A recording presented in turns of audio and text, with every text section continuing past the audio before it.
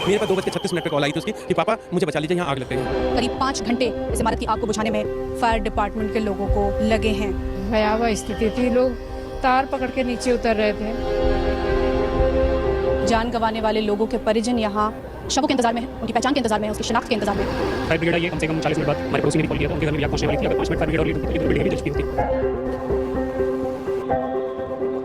रात के तकरीबन 11 बजने वाले हैं। हम अभी किंग्स जॉर्ज मेडिकल यूनिवर्सिटी जो हॉस्पिटल भी है उसकी मॉर्चरी के बाहर खड़े हैं और यहाँ आप मेरे पीछे देख सकते हैं कि भारी संख्या में लोग हैं। ये वो लोग हैं जिनके किसी का भाई, किसी का बेटा, किसी की बेटी, किसी की भांजी आज जो लखनऊ के एक इलाके में आग की घटना हुई है उसमें उन्होंने अपनी जान गंवा दी है। एक कहानी कुछ ऐसी है कि अकेला बेटा, उनके पिता पैरालिसिस के मरीज, माँ के लिए घर में कमाने वाले इकलौते बेटे थे और वो अब इस दुनिया में नहीं रहे। उनका परिवार अब पूरी तरीके से अकेला है। इनकी डेथ हुई, मेरे फ्रेंड थे, वो अलीगंज में ऑफिस था, हेड हुबर्स नाम से, वहाँ पे ये आईटी टेक्नीशियन थे। इनके भी 8-9 मंथ्स हुआ था, इनकी जॉब लगी हुई, घर के इकलौते लड़के थे। तो मदर है वो बेचारी आ नहीं पा रही है क्योंकि हिम्मत ही नहीं हो रही, फादर पैरालाइज है। तो गवर्नमेंट से ये अपील है कि मुआवजा मिल जाए। उनके घर को मतलब इतना रहा है कि जब तक वो नहीं है तो कुछ करा जा सकता है। हमने यहाँ कई लोगों से बात करने की कोशिश की, मॉर्चरी के भीतर भी गए। मॉर्चरी के भीतर का दृश्य बिल्कुल परेशान करने वाला था। मेरा नाम प्रभुजोत सिंह है, मेरा बेटा सुखमनी सिंह था, 23 वर्ष उम्र थी उसकी। पिछले 4 साल से वहाँ पे उसने जो है अप्रेंटिस शुरू किया था, आज गेमिंग आर्टिस्ट में काम कर रहा था। मेरे पास 2:36 पे कॉल आई थी उसकी कि पापा मुझे बचा लीजिए, यहाँ आग लग गई है।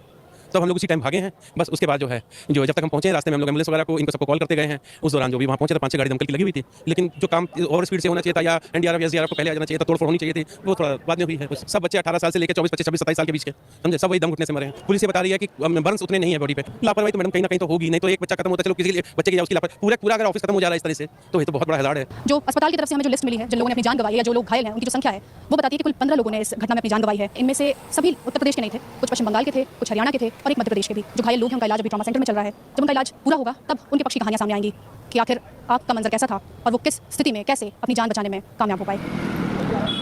आधी रात से भी ज़्यादा का वक्त हो गया है। हम लखनऊ के अलीगंज में इस वक्त मौजूद हैं। एक रिहायशी इलाका है और इस रिहायशी इलाके में बीते सोमवार मेरी दाईं तरफ खड़ी इस इमारत में आग लग गई और ये इमारत जलकर खाक हो गई। करीब 5 घंटे इस इमारत की आग को बुझाने में फायर डिपार्टमेंट के लोगों को लगे हैं। जब हम सोमवार शाम 4 बजे के तकरीबन यहाँ पहुंचे तो यहाँ पर सड़क की शुरुआत से ही हमें दमकल की गाड़ियाँ दिखाई देनी शुरू हो गई। जितनी संख्या दमकल की गाड़ियों की थी लगभग 1 दर्जन के करीब, उतनी ही संख्या एम्बुलेंस की थी।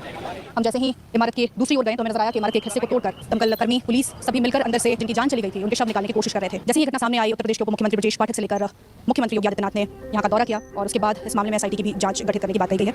आग कैसे लगी और इसमें क्या किसी की लापरवाही थी, इसकी जानकारी अभी सामने नहीं आई है, लेकिन फिलहाल 3 लोगों को हिरासत में लिया गया है, जिसमें एक इस इमारत के मालिक ही है। तारिक खान के साथ प्रेरणा, BBC लखनऊ।